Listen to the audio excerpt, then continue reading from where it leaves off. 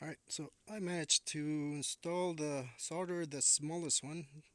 Tried to get the big one in there, but it just wouldn't quite fit. It was just too wide. I did make the holes a tiny bit bigger to try and fit the biggest one, but I couldn't, so I went with the smallest one. And as you can see, it clicks fine.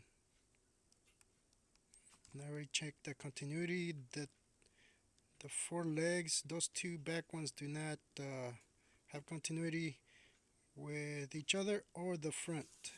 So keep that in mind when you're testing. You have to make sure that the two legs here aren't the same or aren't touching with the side ones there.